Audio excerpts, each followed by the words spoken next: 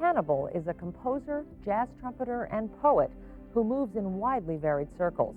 He was born on a cotton farm in central Texas, has lived in New York City and with the Maasai tribes of West Africa, and appears with major orchestras throughout the world. Hannibal has made it his mission to document what he considers inadequately remembered histories through music.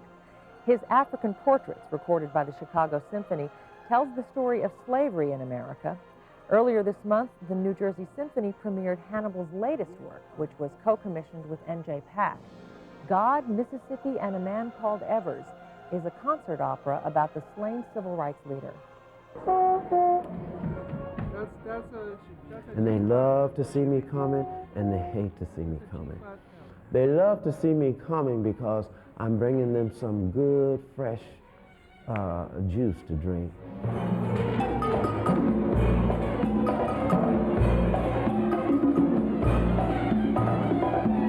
I believe that there are good ideas and then there are God ideas.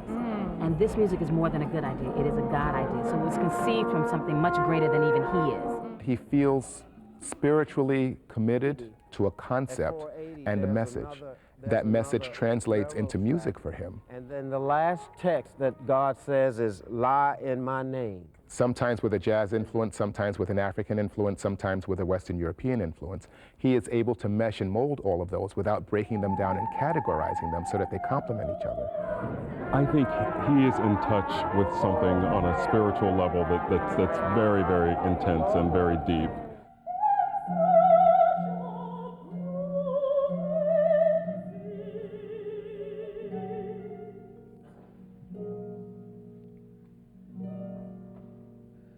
They have forgotten the covenant between us, the love, the melody, and the smell of it. I have sent it to them time and time again, yet they will not hear. And they hate to see me coming because usually they get the music maybe 2 days before rehearsal. It's nothing that I'm proud of, but it's just the way it's been working out lately. See, G natural, C. See there? That's what's been driving me crazy.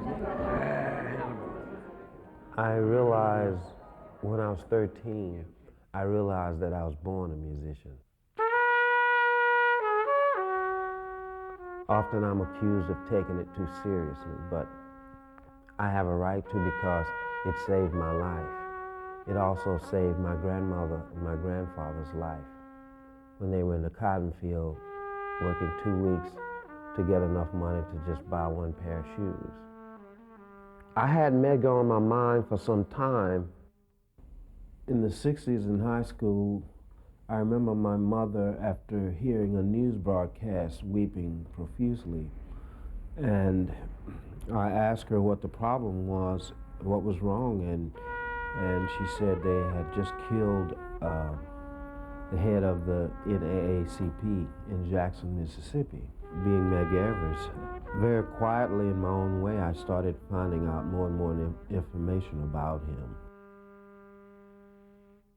Medgar is so fascinating because the more I find out about him, the more I realize that he was just this man who had great dignity and great courage and knew things had to change. And he put his life on the line. And he put the life of his family, his wife and his children on the line. They endured fire bombings. They endured threats constantly.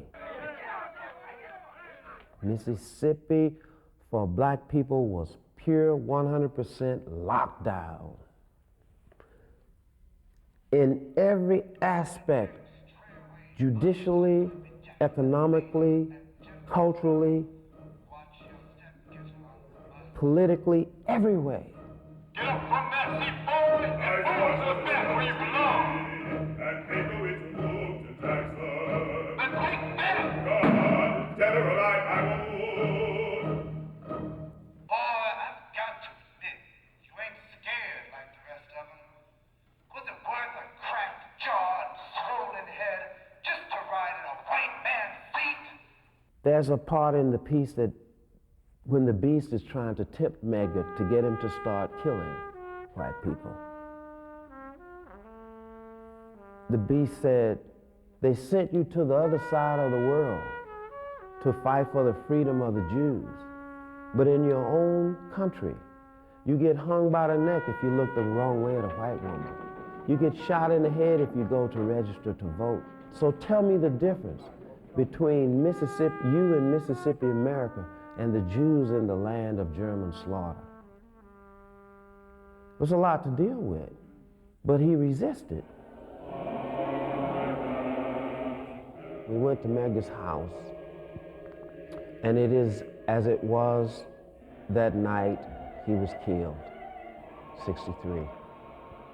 Pajamas hanging on the door, copies of magazines from that month on the table, Merle's piano on the wall, the refrigerator with the bullet that went through Medgar's body, hit a cabinet, hit a coffee pot, and came to rest in the sink.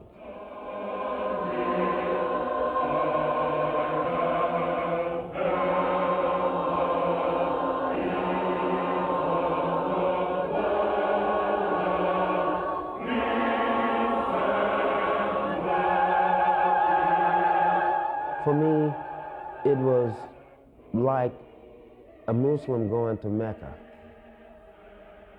It's like a Jew going to the Wailing Wall.